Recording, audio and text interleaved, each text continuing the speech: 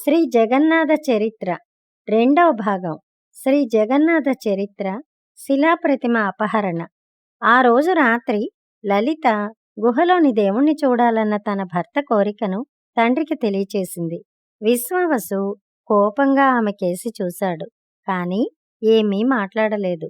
కొంతసేపు మౌనం వహించి, లలిత, నాన్నా, నేను మీకు ఏకైక సంతానం కదా.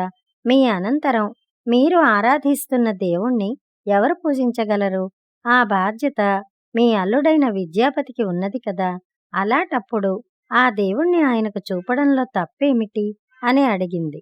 నీ భర్త విద్యాపతి ఈ అడవిలో మనతో శాశ్వతంగా ఉండిపోగలడంటావా తల్లి అని అడిగాడు విశ్వావసు నెమ్మదిగా. మీరు ఆయన్ను మీ కుమారుడిలా అనురాగంతో చూసుకుంటే ఉండక ఎక్కడికి పోతాడు అని సమాధానమిచ్చింది లలిత. విద్యాపతి మనకు భిన్నమైన వాతావరణానికి, ఆచార సంప్రదాయాలకు, సంస్కృతికి అలవాటు పడినవాడు. అయినా నీకోసం అతని కోరిక తీరుస్తాను అంటూ విశ్వావసు ఆప్యాయంగా కుమార్తె తల నిమిరాడు. తాను దేవుణ్ణి పూజించే బాధ్యతను వేరొకరికి అప్పగించేటప్పుడు మాత్రమే ఆ గుహకు వెళ్లే మార్గాన్ని చూపాలన్న నియమాన్ని మాత్రం అతిక్రమించలేనన్నాడు విశ్వావసు. అందువల్ల కళ్లకు గుడ్డ కట్టుకుని ఆయన వెంట వెళ్లడానికి విద్యాపతి అంగీకరించాడు. మరునాడు యథాప్రకారం సూర్యోదయానికి 1 గంట ముందే విశ్వావసు నిద్రలేచి సిద్ధమై విద్యాపతి కళ్లకు నల్ల గుడ్డను కట్టి అతని కుడిచేయి పట్టుకుని నడిపిస్తూ తిన్నగా గుహకు బయలుదేరాడు. అయితే విద్యాపతి ఎవరికీ తెలియకుండా ఎడమ చేతిలో గుప్పెడు ఆవాలు తీసుకుని దారి పొడవున జార విడుస్తూ విశ్వావసు వెంట నడిచాడు. నాయనా, మనం గుహను సమీపించాము. తలను కొంచెం కిందకి దించు, గుహలో ప్రవేశించాలి అంటూ విశ్వావసు అతని కళ్లకు కట్టిన గుడ్డను మెల్లగా విప్పాడు. విద్యాపతి నిదానంగా కళ్ళు తెరిచాడు. గాఢాంధకారం అలుముకుని ఉంది. క్రమంగా అతని దృష్టి గుహలోపల ఉన్న ఒక పెద్ద రాతిపీఠం మీద పడింది. విశ్వావసు ఆ పీఠం మీద కొన్ని పువ్వులు ఉంచాడు. హఠాత్తుగా అక్కడ మెరుపుల నీలవర్ణ ప్రకాశం మెరిసింది. ఒక్క క్షణంలో విద్యాపతికి వేణువును ఊదుతూ ఉన్న శ్రీకృష్ణ రూపం దర్శనమైంది. ఆనందాశ్చర్యాలతో ఆహా అని అరిచాడు విద్యాపతి. ఏమైంది నాయనా అని విశ్వావసు విద్యాపతి వెన్ను చరిచాడు. ఆ మాటలతో స్పృహలోకి వచ్చాడు విద్యాపతి. అతడు మౌనంగా తల వంచుకున్నాడు. తాను ఆశ్చర్యంతో కేకపెట్టిన కారణం చెప్పటానికి విద్యాపతి సుముఖంగా లేడని విశ్వావసు పసిగట్టాడు. అందువల్ల ఆ విషయం గురించి మళ్ళీ ఆయన అడగలేదు. అతన్ని గుహ దగ్గరికి తీసుకువచ్చిన విధంగానే మళ్ళీ కళ్లకు గుడ్డ కట్టి నడిపించుకుంటూ గూడెంకేసి బయలుదేరాడు. వారి రాక కోసం ఎదురు చూస్తున్న లలిత గుహలోపల ఏం చూశారేమిటి అని అడిగింది భర్తను ఎంతో ఉత్సాహంగా. చీకటి గుహలోపల ఏం అద్భుతం ఉంటుంది, చెప్పుకోదగిందేమీ అక్కడ కనిపించలేదు అన్నాడు విద్యాపతి గంభీరంగా. తాను గుహలోపల చూసిన అద్భుత దృశ్యాన్ని భార్య లలితకు చెప్పడానికి కూడా విద్యాపతి సంశయించాడు. అయితే ఈ రహస్యాన్ని తనలో దాచుకోవడానికి అతడు ఎంతో శ్రమపడ్డాడు. ఇలాంటి సంకట పరిస్థితి అతనికి ఇంతకు ముందెన్నడూ ఏర్పడలేదు. ఇంద్రద్యుమ్న మహారాజు దైవ ప్రేరణతో భావితరాల క్షేమం కోసం ఒక మహాకార్యాన్ని నెరవేర్చడానికి దీక్షభూని ఎంతో నమ్మకంతో ఒక గొప్ప కార్యాన్ని తనకు అప్పగించాడు. రాజు ఆనతి ప్రకారం దైవకార్యం నిర్వర్తించటానికి వచ్చి తను మార్గమధ్యంలో లలితను చూసి పెళ్లాడాడు. అందువల్ల లలితకు రహస్యం తెలియచేయటం కన్నా తాను వచ్చిన కార్యం పూర్తి చేయటమే ప్రధాన కర్తవ్యంగా భావించాడు విద్యాపతి. అయితే రహస్యాన్ని లలిత నుంచి దాచినంత మాత్రాన సమస్య పరిష్కారం కాదు. విశ్వావసు పూజిస్తున్నది శ్రీకృష్ణ రూపమని అతడు గ్రహించాడు. తాను వచ్చిన పని సఫలం కావాలంటే విశ్వావసు పూజిస్తున్న శిలారూపాన్ని తీసుకుని రాజధాని నగరం చేరుకోవాలి. అలా చేయటం తనను ఆదరించి ఆప్యాయత చూపేవారి నమ్మకాన్ని వమ్ము చేయటమే అవుతుంది. నమ్మక ద్రోహానికి పాల్పడడం ధర్మమా? అయినా విశ్వావసు తన్నెక్కడ నమ్మాడు? అసలు నమ్మి ఉన్నట్టయితే కళ్లకు గుడ్డ కట్టి తనని తీసుకుపోతాడా? అందువల్ల గుహ నుంచి దైవ రూపాన్ని తీసుకువెళ్లటం నమ్మక ద్రోహం అవుతుందా? ఇలా విద్యాపతి రకరకాలుగా ఆలోచించసాగాడు. ఇలాంటి ఆలోచనలతో పగలంతా పరధ్యానంగా గడిపేవాడు. రాత్రుల్లో కంటి మీదకి కునుకు వచ్చేది కాదు. అయినా ఏ సమస్యకు గాని కేవలం వాదోపవాదాలే పరిష్కారాలు కావు కదా. విద్యాపతిలో వచ్చిన మార్పును గమనించిన లలిత దిగులు చెందింది. తనను పెళ్లాడినందుకు పశ్చాత్తాపపడుతున్నాడా? నగరంలోని ఆడంబరాలు దూరమయ్యాయని విచారపడుతున్నాడా? అసలు విషయం తెలుసుకోవాలని ఆమె ఒకనాడు విద్యాపతిని అడిగింది. నగరంలోని ఆడంబరాలు లేవని బాధపడడం లేదు. అయినా రాజధానిలోని నా తల్లిదండ్రులను వదిలి వచ్చి చాలా కాలం అయింది. నేనేమయ్యానో అని వాళ్ళు బెంగ పెట్టుకుని ఉంటారు. త్వరగా వెళ్ళి వృద్ధులైన నా తల్లిదండ్రుల క్షేమం చూడవలసింది కన్నబిడ్డగా నా ధర్మం కాదా? అయినా నిన్ను ఇక్కడే వదిలి వెళ్ళటానికి మనసొప్పటం లేదు. కాని నిన్ను నా వెంట తీసుకువెళ్ళానంటే అక్కడ ఉన్నవాళ్ళందరూ నిన్ను వింతగా చూస్తారేమో అని అనుమానంగా ఉంది. పైగా నీ మీద పంచ ప్రాణాలు పెట్టుకున్న నీ తండ్రి నిన్ను వదిలి ఉండగలడా? అన్నాడు విద్యాపతి. ఇప్పటిలాగానే మీరు నన్ను ఆప్యాయంగా చూసుకుంటున్నంత కాలం ఎవరేమనుకున్నా నాకు బాధలేదు అని లలిత కొంతసేపు మౌనం వహించి ఆ తర్వాత, అయినా నేను మీ వెంట వస్తే మా తండ్రిని ఎవరు చూసుకుంటారు? అదే విచారంగా ఉంది అన్నది కళ్ళనీళ్లు తుడుచుకుంటూ. అవును, ఎన్నటికీ మీ తండ్రిని వదిలి రాకూడదు. అందుకే నువ్వు అనుమతించావంటే నేను వెళ్ళి మా తల్లిదండ్రులను చూసి త్వరలో ఇక్కడికి తిరిగి వస్తాను అన్నాడు విద్యాపతి చిన్నగా నవ్వుతూ. నిజంగా మీరు తిరిగి రాగలరా అని అడిగింది లలిత దిగులుగా. నేను నిన్ను వదిలి ఉండగలనా అన్నాడు విద్యాపతి. అలా అయితే నిశ్చింతగా వెళ్ళిరండి. మా అత్తమామల ఆశీస్సులు పొందే సుదినం కోసం నేను ఎదురు చూస్తున్నట్టు వారికి తెలియచేయండి అన్నది లలిత. లలిత భర్త కోరికను తండ్రికి తెలియచేసింది. విశ్వావసు కూడా అందుకు సమ్మతించి విద్యాపతి కోసం అనేక కానుకలు సిద్ధం చేయసాగాడు.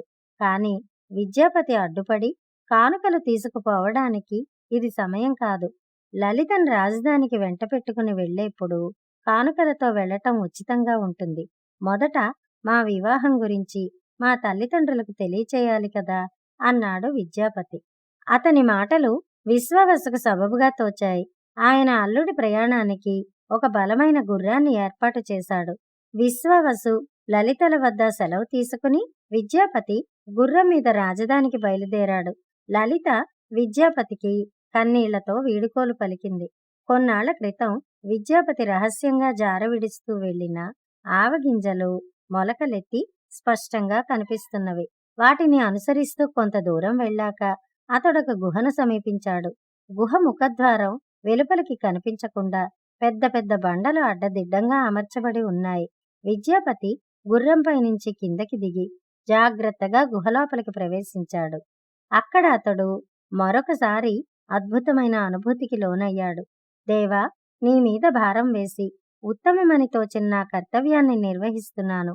అపరాధమైతే క్షమించి రక్షించు అని మనసులో ప్రార్థిస్తూ విశ్వావసు పువ్వులు ఉంచిన రాతిపీఠం మీది చిన్న శిలాప్రతిమను తీసుకుని కళ్ళకద్దుకుని సంచిలో వేసుకుని విద్యాపతి వెలుపలికి వచ్చి గుర్రం ఎక్కి, ఎటుపోవాలో మార్గం తెలియకపోయినప్పటికీ ఆ భగవంతుడే దారి చూపగలడన్న దృఢ విశ్వాసంతో గుర్రాన్ని ముందుకు అదిలించాడు. విద్యాపతి కొన్ని గంటలు ప్రయాణం చేశాక అరణ్యం దాటి పచ్చటి మైదానాలను చేరుకున్నాడు. తను వచ్చిన కార్యం సాధించినందుకు సంతోషిస్తూ చిన్న కొలనుగట్టును దిగి ఒక బండపై కూర్చుని లలిత కట్టి పంపిన మూట విప్పి అన్నం తిని చెట్టు కింద కొంతసేపు విశ్రాంతి తీసుకున్నాడు. ఆ తర్వాత అరణ్యం కేసి ఒకసారి తిరిగి చూసి విశ్వావసుకు లలితకు మనసులో క్షమాపణలు చెప్పుకుని మళ్లీ గుర్రమెక్కి రాజధాని నగరం కేసి బయలుదేరాడు. సాయంకాలానికి అతడు రాజధాని నగరం చేరుకుని తిన్నగా రాజప్రాసాదానికి వెళ్ళాడు. విద్యాపతిని దూరం నుంచే చూసిన ఒక అధికారి అతని రాకను రాజుకు ముందుగానే తెలిపాడు. రాజు పరమానందంతో ఎదురు వచ్చి, నీ రాక కోసం ప్రతి క్షణం ఎదురు చూస్తున్నాను. వెళ్ళిన కార్యం జయప్రదమైంది కదా అని అడిగాడు. నేను అన్వేషిస్తూ వెళ్లిన దివ్య ప్రతిమను తెచ్చాననే భావిస్తున్నాను.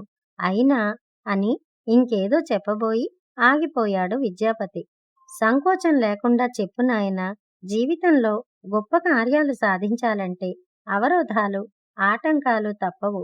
ఈ మహాకార్యం సాధించడానికి నీకు ఎదురైన సమస్య ఏమిటి? చెప్పు, పరిష్కరించటానికి ప్రయత్నిస్తాను అన్నాడు రాజు. నా బాధను ఎవరూ తీర్చలేరు ప్రభూ. నేను అన్వేషిస్తూ వెళ్ళిన దివ్య వస్తువును దొంగిలించుకుని వచ్చాను. అది నన్నెంతగానో ఆదరించి తన ఏకైక కుమార్తెనిచ్చి వివాహం చేసిన పుణ్యమూర్తికి తెలియకుండా ఆ వస్తువును తెచ్చాను. నేను చేసిన దుష్కృత్యం రేపు వేకువజామునే వారి దృష్టికి రాగలదు. అప్పుడు వాళ్ళెంతగా తల్లడిల్లిపోతారో అని విచారంగా ఉంది అన్నాడు విద్యాపతి. నువ్వీ క్షణం నుంచే ఇలాంటి ఆలోచనలను వదిలిపెట్టాలి. ఎందుకంటే మన దేవాలయ నిర్మాణానికి దూర తీరాల నుంచి వచ్చిన వేలాది మంది శిల్పులు రేయింబవళ్ళు తమ శ్రమను ధారపోశారు. మనము దీనికెంతో ధనం వెచ్చించాము, పాటుపడ్డాము. లోకక్షేమం కోసం ఈ దైవకార్యం పూర్తి కావటానికి ఇంకొకరు వేరొక దాన్ని కోల్పోవడంలో ఆశ్చర్యం లేదు. అందుకు బాధపడవలసిన అవసరం లేదు. పైగా సముద్రంలో ఒక దుంగ కొట్టుకు వస్తున్నట్టు నాకు కల ద్వారా దివ్య సందేశం అందింది. ఆ దుంగతో దైవ రూపాన్ని చెక్కి దాని లోపల నువ్వు తెచ్చిన దివ్య ప్రతిమను భద్రపరిచి ఆలయంలో ప్రతిష్ఠిద్దాం. దానిని దర్శించడానికి నీకు ఆతిథ్యమిచ్చిన ఆ మహానుభావుడు కూడా ఆనందించగలడు అంటూ రాజు విద్యాపతిని ఓదార్చాడు. మరునాడు సూర్యోదయానికి 1 గంట ముందే విద్యాపతితో సహా రాజు తన పరివారంతో బయలుదేరి సముద్ర తీరం చేరాడు. సరిగ్గా సూర్యోదయ సమయానికి అదిగో కనిపిస్తున్నది కదా, అలల మీద తేలుతూ వస్తున్నది చూడండి అని అన్నాడు రాజు పట్టరాని ఉత్సాహంతో. అవునవును, కనిపిస్తున్నది, గుండ్రటి పొడవాటి దుంగ అన్నారు మంత్రితో సహా అక్కడి వారందరూ. మరుక్షణమే అక్కడే సిద్ధంగా ఉన్న 10 పడవలు సముద్రంలోకి ప్రవేశించాయి. పడవల్లోని మనుషులు దుంగను సమీపించి దానిని తీరం కేసి నెట్టడానికి ప్రయత్నించారు. కాని అది కదల్లేదు. ఆశ్చర్యంతో కొందరు ఈతగాళ్లు పడవల్లోనుంచి నీళ్లల్లోకి దూకి దుంగను ముందుకు తోశారు. కాని అది ఏమాత్రం కదల్లేదు. పడవలతో నెట్టి చూశారు. ప్రయోజనం కనిపించలేదు. దుంగకు తాళను బిగించి పెద్ద పెద్ద పడవల నుంచి గట్టుకేసి లాగారు. దుంగ ఒక్క అంగుళం కూడా ముందుకు సాగలేదు. ఈ పరిస్థితిని చూసి రాజు విచారం చెందాడు. విద్యాపతికి గాని మంత్రులకు గాని ఏమి చేయటానికి తోచలేదు.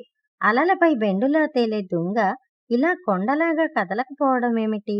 దీనిని తీరానికి చేర్చకుండా వెనుతిరగడం లేదు అన్న పట్టుదలతో రాజు అక్కడే ఉండిపోయాడు. సాయంకాలమై రాత్రి అయింది.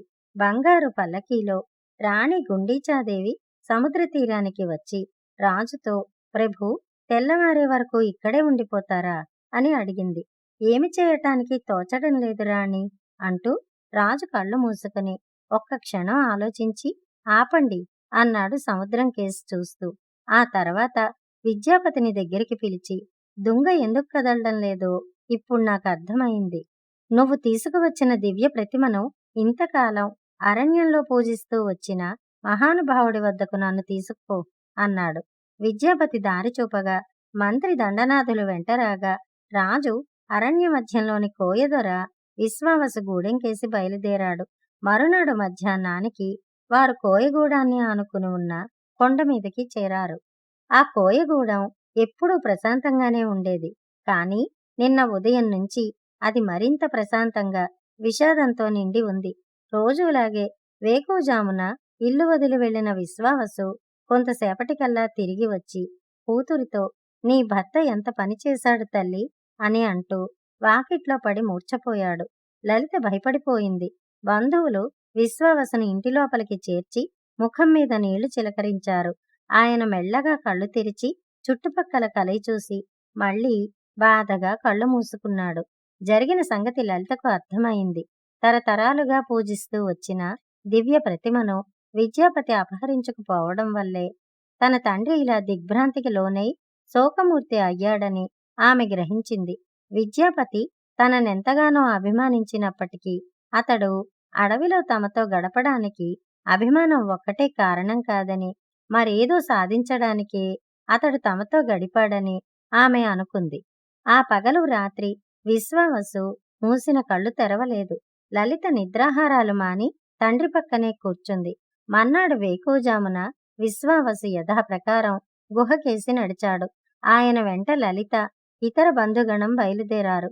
విశ్వావసు గుహలోపలికి వెళ్లి రాతిపీఠాన్ని కౌగిలించుకుని విలపించసాగాడు. అందరూ ఎంత వేడుకున్నప్పటికీ ఆయన అక్కడి నుంచి లేవటానికి ఒప్పుకోలేదు. మధ్యాహ్న సమయానికి ఒక కోయ యువకుడు గుహకేసి పరిగెత్తుకుంటూ వచ్చి, కొండపై నుంచి కొందరు మన గూడెంకేసి వస్తున్నారు, వాళ్లలో రాజు కూడా ఉన్నాడు అని చెప్పాడు. మరికొంతసేపటికి మరొక యువకుడు పరిగెత్తుకు వచ్చి, వాళ్లలో విద్యాపతి కూడా ఉన్నాడు అని చెప్పాడు. ఆహా, మన వద్ద ఉన్న దివ్య ప్రతిమను అపహరించుకుపోయినప్పటికీ తృప్తి కలగలేదన్నమాట. ఇప్పుడు మనకున్నదంతా దోచుకుపోవడానికి వస్తున్నట్టుంది అన్నాడు ఒక మధ్యవయస్కుడు. కాదు కాదు, వస్తున్న వారెవరి వద్ద ఆయుధాలు లేవంటున్నారు కదా, మన దొరను పరామర్శించడానికే రాజుగారు వస్తున్నారు అన్నాడు ఒక వృద్ధుడు. విశ్వావసు లేచి గుహ నుంచి వెలుపలికి వచ్చి చేతులు జోడించి నిలబడ్డాడు. రాజు వచ్చి రాగానే ఆయన్ను అమాంతం కౌగిలించుకుని, మహాత్మా, అసలు దొంగ నేను, నీ అల్లుడు కాదు, నన్ను క్షమించు అన్నాడు. విశ్వావసు కన్నీళ్లు తుడుచుకుంటూ రాజుకు పక్కనే ఉన్న ఒక బండను చూపాడు. రాజు దానిమీద కూర్చుని, విశ్వావసు, నేను చెప్పేదంతా దయతో విను అంటూ దైవ ప్రేరణతో తను పూరి సముద్ర తీరంలో ఆలయం నిర్మించిన విధము, ఆలయంలో ప్రతిష్ఠించడానికి విగ్రహం కోసం పండితులను పంపిన సంగతి, విద్యాపతి చేసిన పని వివరించి, విశ్వావసు, ఇన్ని తరాలుగా ఆ దేవుడు మీ వంశస్థుల పూజలు అందుకుంటున్నాడు. ఇక మీదట భక్తులందరి పూజలు అందుకోవాలన్నది భగవత్ సంకల్పం. ఆ దివ్య ప్రతిమను దుంగతో చేసే విగ్రహం లోపల భద్రపరుస్తున్నాము.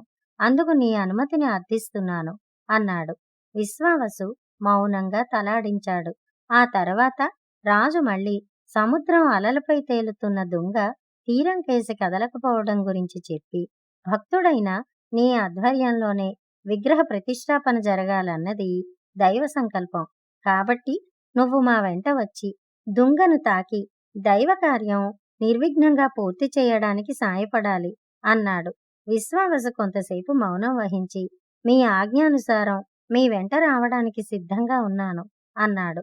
రాజు పరమానందంతో ఆనంద భాష్పాలు రాలుస్తూ విశ్వావసును మళ్లీ ఒకసారి కౌగిలించుకుని పక్కనే ఉన్న లలితకేసి తిరిగి, తల్లి, నీ భర్తను అపార్థం చేసుకోవద్దు.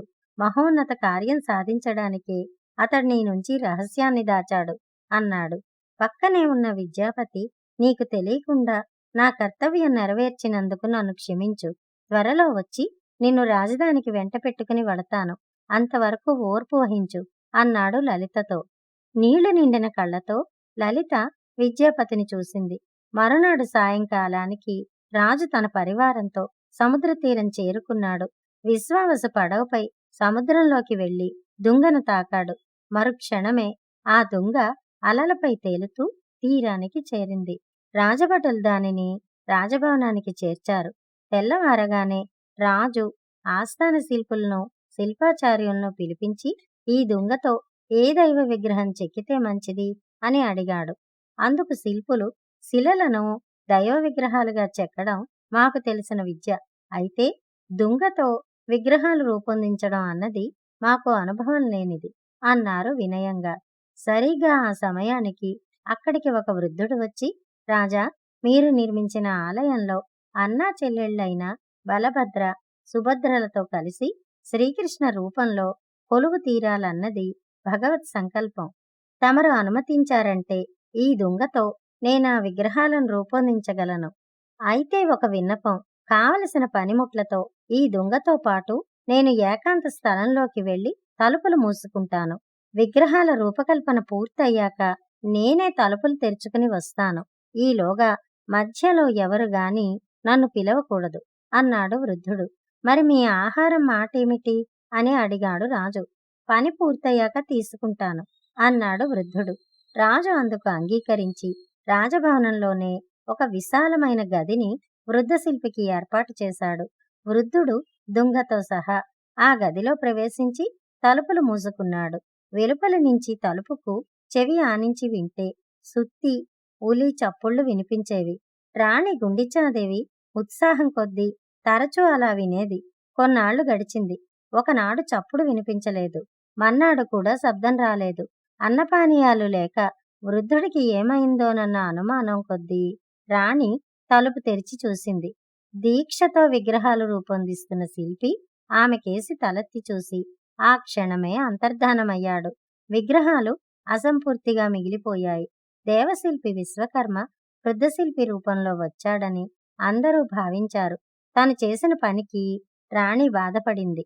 కాని అంతా దైవ నిర్ణయం అని భావించిన రాజు విద్యాపతి తెచ్చిన దివ్య ప్రతిమను కృష్ణ విగ్రహంలో రహస్యంగా భద్రపరిచి లోక కళ్యాణం కాంక్షించి కృష్ణ విగ్రహంతో పాటు బలభద్ర, సుభద్ర విగ్రహాలను కూడా ఆలయంలో ప్రతిష్ఠించాడు. విద్యాపతి వంశస్థులను ఆలయ పూజారులుగా నియమించాడు.